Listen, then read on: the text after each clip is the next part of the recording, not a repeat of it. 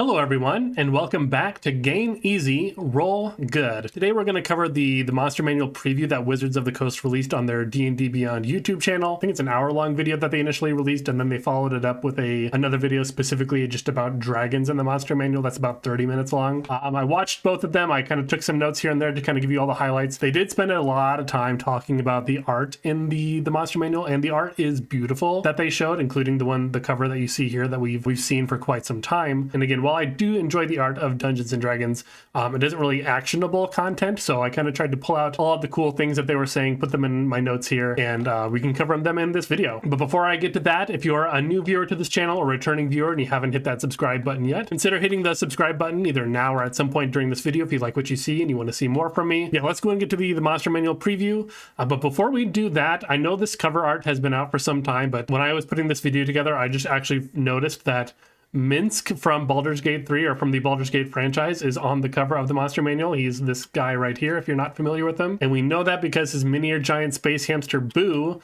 is right here next to him. So that's pretty cool. Always fun to see those little Easter eggs. So what's new in the Monster Manual, at least according to Wizards of the Coast? Well, they said that, of course, everything is new. Everything about the Monster Manual has been touched in some way, which isn't, too specific. It doesn't really tell us much of anything. But of course, that's just, excited PR talk. They did say they have over 500 stat blocks, which makes it the biggest Monster Manual yet. We can expect more creatures among creature types. So there's going to be more kinds of goblins, more kinds of vampires, more kinds of dragons, things like that, and all across different CRs. So you can include threats of those kinds throughout different levels of adventures. They also stated that the introduction of the book includes advice on how to run monsters, such as what abilities to focus on, how to make them feel more or less threatening, etc. This was kind of echoed when they said that they considered releasing the Monster Manual first as a nod to the origins of Dungeons & Dragons, where the Monster Manual was the first book that was ever released. They knew that when they were going to make all these core books again, that the work that was put into the Player's Handbook and the Dungeon Master's Guide would really inform what happens in the Monster Manual. All the rule changes and new spells and things that were added to the Player's Handbook would all inform the kind of mechanics that the monsters are built around. They said that even some of these spells that weren't in the Player's Handbook before, that they added to the Player's Handbook, whether it was from other supplements or just brand new spells, were added to the Player's Handbook such that they could put them in monster stat blocks. So we can expect to see some of those new spells that were added in the Player's Handbook in the Monster Manual stat blocks as well. But also the fact that the Dungeon Master's Guide was just more new DM friendly. They really wanted to take that approach to the Monster Manual as well. That's why in the introduction that they really focused on how do you run monsters and how do you know when to pull your punches or to really step on the gas, depending on how you want to challenge your party or if you kind of want to give them a break. What's new in general about monsters? So monster entries describe environments where they're commonly found, which is not something that we had previously. Basically, at the top of every monster entry, there's going to be a habitat and treasure category. So the habitat is where they can be found. Sometimes this will be as generic as any. They can be found anywhere, or it could be like the Nine Hells. It could be forests or woodlands, things like that. And like I alluded to, monsters also include default treasure, if any. The default treasure is generally just going to be one of the 4 categories of treasure that's listed in the Dungeon Master's Guide, those being Arcana, armaments, implements, and relics. I mentioned those in my Bastions guide, and we saw like the uncommon and common loot from the Bastions in that system. It doesn't seem like monsters have specific loot that is tied to them. Maybe some of them might, but at least if you're a DM and you're wanting to put treasure on that monster, you can at least go to that table, maybe roll like 1 common, 2 uncommon, whatever you think that monster might reasonably have on them. Perhaps one of the better organizational changes in the Monster Manual is that it now includes an index of monsters by their CR, monsters by type, monster by environment, that sort of thing. And a big reason that they put this in there is that monsters are now organized throughout the book truly alphabetically. I know the 2014 Monster Manual was alphabetical in a way, but it was alphabetical by creature type. For example, if you wanted to look up a gelatinous cube, you didn't go to G, you didn't go to C, you went to O for ooze. So for a new DM who's not familiar and doesn't have that preloaded knowledge of Dungeons and Dragons to look for that, they can now think, oh, gelatinous cube, I'm going to go to G for gelatinous cube. Same with like a pit fiend, for example, that would be in D for devils, but now that's going to be in P for pit fiend. But then if you need to look up monsters of a certain type, certain CR, certain environment, you can go to these indexes and looking them up that way. So that's very cool. I think that's going to help a lot of people out. They did mention that the changes to exhaustion rules in 2024 have allowed them to use exhaustion in the Monster Manual in ways that they wouldn't have before. That makes me a little nervous, both as a DM or a player.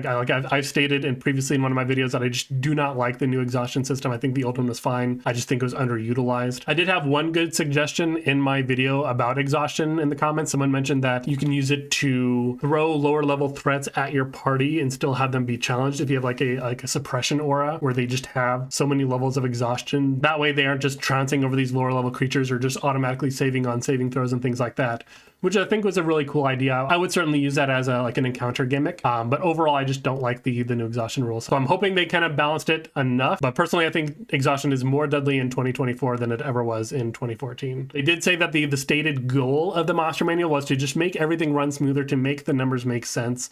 You know, a big complaint about the 2014 monster manual is that sometimes CR just seemed arbitrary. It didn't really feel like monsters matched up to what their CR was. Either they were sort of underweight or they punched way over their weight. So there's been a lot of adjustments, you know, throughout the monster manual to make monsters feel more like what their CR is. On that same vein, they did say that, you know, lower CR monsters are more likely to have fewer changes just because they have less things to change within their stat block. But the more moving parts that a monster has, the more likely they are to have received a bunch of changes and overhauls and updates to their stat block. There's also just increased gender representation among the monsters, not only in the art, but also just sort of in the, but also just like in the lore, and the stat blocks are kind of being expanded upon. Monsters that were previously sort of gender locked, like the hag and the incubus and the succubus, are ones that they specifically mentioned in the video. So instead of hags just being antis, you can have antis and unks. You know, incubus and succubus. You know, succubus was, you know, previously the femme presenting one. Incubus was the male presenting one. But now both succubus and incubus can either be male or female or whatever you want it to be. Not only that, but succubuses and incubus can turn into the other one. So a succubus can turn into an incubus and vice versa. And there's different kind of mechanics about how they work and their strategies and how they function. So pretty cool. And it's also just more in line with the actual sort of lore about succubi and incubi in general. So I'm looking forward to reading what the monster manual has to say about that.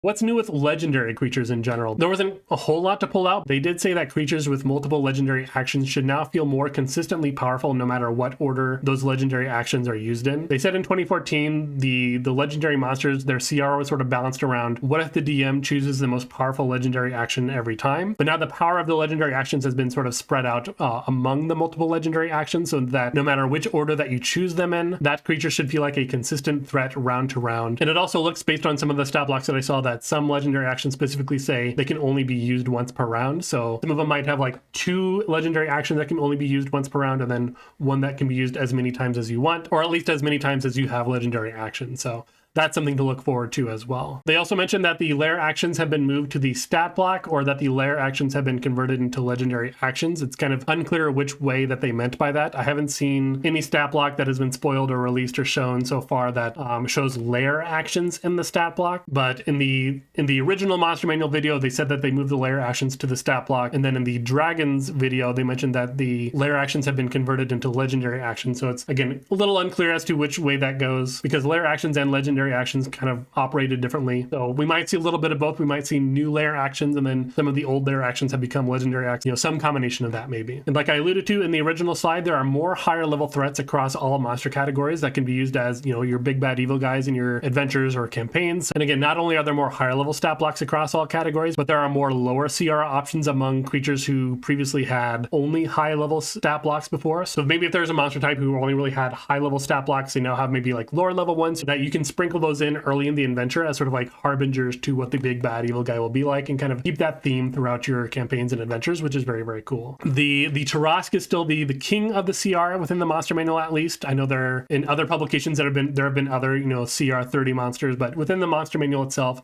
the Tarrasque is the king there. And they did say that they made a lot of changes to the Tarrasque stat block to make it even more dangerous than it was previously. I know a lot of people before was like, oh, you just need like boots of flying and a bow with a lot of arrows, and then anyone can take down the Tarrasque. And they specifically kind of called that out in the video, and they said, you can't do that anymore. The Tarrasque is much more dangerous than it was. So that's also very exciting to see. You know, maybe we can run a one shot or something like that just to see what it's like to fight the new Tarrasque. So what's new with dragons? They did have a whole video about dragons, and they did talk about dragons pretty extensively also in the main video. They did say initially that they have just increased hit points, they have more hurt, as in they do more damage, and they have more tactical texture. There's more variation among different kinds of dragons. You know, abilities that were the same across all dragons are now different among different dragon types. So that's very interesting. I think the increased hit points is probably fair to say that that's accurate probably across the board. I know, again, in some of the spoilers that I've seen, I've looked up like the old versions of similar monsters, and the hit points have just either seem to have increased or they have literally increased if it's the new version of the same creature. Again, the lair actions have been moved to the stat block. Again, we don't know if those are legendary actions or what shape those are going to take, or if there'll still be a separate category of lair actions. They gave some examples such as the black dragon being able to summon a swarm of insects to kind of harry their foes. The blue dragon can create like a sonic boom, basically casting the shatter spell, or it can go invisible and kind of fly away to get to a more advantageous spot without provoking opportunity attacks and the like. Gold dragons, for example, can just banish a creature, so that's pretty dangerous. And speaking of banish and shatter, they did mention that all ancient dragons have spell casting. So in 2014, the monster manual there, they did say that some dragons can have spell casting, and I think some dragons did have spell casting in their stat block, but this was more of a suggestion in 2014, whereas now they seem to be implying that this is very explicit, that all dragons of a certain age, essentially basically ancient dragons, will have spellcasting abilities in their stat block, and that is something that, you know, the players are going to have to contend with. Kobolds were changed to the dragon creature type, and generally speaking, there have been many creature type shifts within the monster manual, such as goblins being considered fey instead of humanoid. The half dragon and shadow dragon now have full stat blocks, whereas previously in 2014 these were more suggested creatures, or they didn't have a fully fleshed out stat block at all. But now they have their own independent entry, and we'll touch on the half dragon again a little bit later. And as I mentioned before, when I talked about the tactical texture of dragons, there's a greater variation in the presences of the dragons. So in 2014 they had the frightful presence. That was the normal sort of aura of dragons, that they could impose fear on creatures around them. The example that they gave in the video was that the red dragon has a commanding presence, where I'm assuming that it's basically like casting the command spell at a target or multiple targets. And then for the metallic dragons specifically, the metallic dragons were sort of mechanically unique from the chromatic dragons, such in that they had two different kinds of breath weapons, one of which was damaging and the other which was more control oriented. But in 2014, those shared the same recharge, but in 2024, they do not. So you can use their control oriented breath on one turn, and then once all the players are under control, you can then use your damaging breath weapon the next turn. Any combination of that. So that's really interesting. That's really going to change the shape and the texture of combat in that way. And then what's new with other creatures? What else did they mention in the video? So they did say that there's a greater variation of mimic. It wasn't clear if they meant stat blocks or if there's just like random tables or other suggestions as to what mimics can be. I'm sure there's probably more than one mimic stat block, but there's probably also just suggestions like, do you want a mimic to be a coin or a table or a backpack, or like it can really just kind of be any physical object that you need it to be. And there's also just a lot of suggestions, not only for object-oriented creatures such as mimics, but also things like animated objects or animated armor, things like that, to help the DM determine why are those creatures there. Like, what for animated objects, for example, what animated them is a question that you might want to answer as a DM to help flesh out that part of the story. They also mentioned that the NPC stat blocks have expanded, so the NPC section of the monster manual just has more options among NPC types. So there's not just like one or two pirates, there's more pirates to help fill out a crew, cultists, mages, any sort of category of NPCs that you could want. There should be more stat blocks among them to help flesh out your world. You know, if you're not developing a combat encounter, you're probably just looking at NPCs most of the time, especially when you're trying to, you know, flesh out your cities and other population centers. Vampires have lower CR and higher CR options, as I've kind of mentioned throughout the videos. And that they said existing vampires have all also been updated to pose greater threats. So they did mention that vampires across the board are just much more slippery than they were in 2014. They all had the ability to sort of like duck and weave and get in and out of combat areas and kind of generally be much more evasive and harder to pin down than before. Gnolls are a creature type that have been changed as well. They are now considered fiends. Of course, we know that gnolls are generally fiend-blooded creatures, but they are now actually the fiend creature type.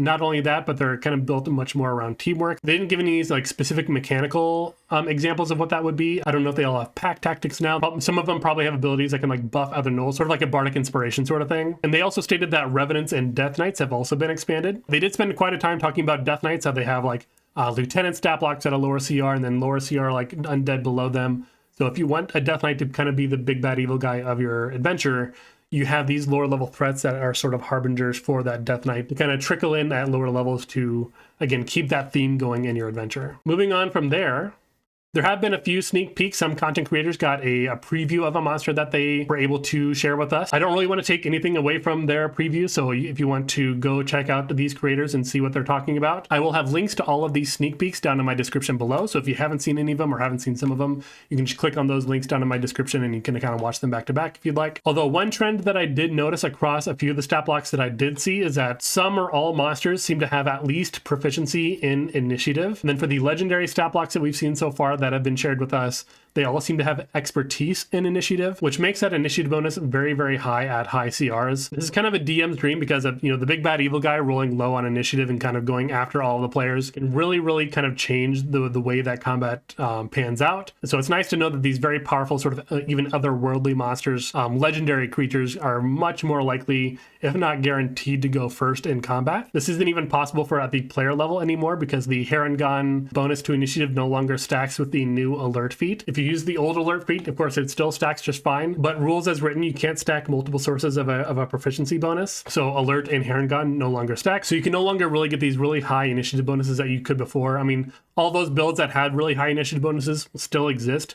The Harengon plus alert can no longer just be part of it as all. If I'm thinking about this from both perspectives, both potentially as a DM and as a player, I worry maybe that this might feel like boring after a while if the big legendary monster is always going first and the players are kind of always having to be reactive in combat. I don't know if that's how I would always want to play. And of course, if monsters are generally going to be adding proficiency to their initiative scores, it's probably not all monsters, but probably all monsters of a certain CR start adding the proficiency bonus, and then all legendary monsters likely have expertise in initiative. That's just going to increase the value of the alert feat if you're not already adding proficiency to your initiative or having some extra bonus to your initiative in that way. I think in general in 2014, unless you're really trying to invest in initiative, initiative scores were usually pretty low. I'm really interested to see just kind of how this affects the turn order of combats going forward in 2024. Right now it seems heavily in favor of those legendary creatures, which at first is going to feel very good, but then if every time you face a legendary creature, they're just going first in combat, it just feels like that'll get kind of boring. The pendulum kind of needs to swing both ways. But those are all the highlights of the new monster manual that we've seen so far.